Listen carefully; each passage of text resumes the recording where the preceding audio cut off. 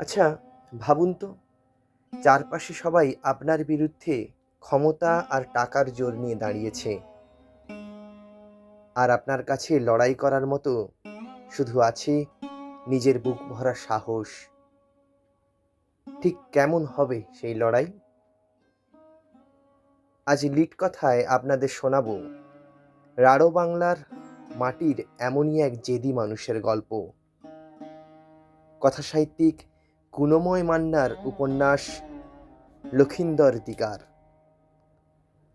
সমাজের একেবারে প্রান্তিক স্তরের এক মানুষ লক্ষিন্দর, যে পেশায় একজন দিগার বা গ্রামীণ পাহারাদার।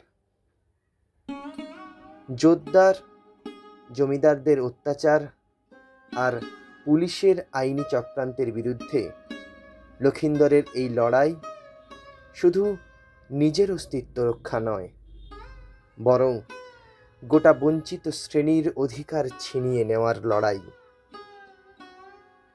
ক্ষমতার দম্ভের মুখে একটা সাধারণ মানুষের এই বুক চিতিয়ে দাঁড়িয়ে থাকা, বিশ্বাস করুন, পড়তে পড়তে আপনার গায়েও কাঁটা দিয়ে উঠবে। গ্রামীণ রাজনীতির এই রুক্ষ বাস্তব গল্পটি আপনি কি পড়েছেন? কমেন্টে জানান তাহলে। আর এমন দুর্দান্ত সব বইয়ের গল্প আড্ডায় মেতে উঠতে লাইক আর সাবস্ক্রাইব করুন লিড কথা চ্যানেলটিকে। সেই সাথে আপনার বইপ্রিয় বন্ধুর সাথে ভিডিওটি শেয়ার করুন। ধন্যবাদ।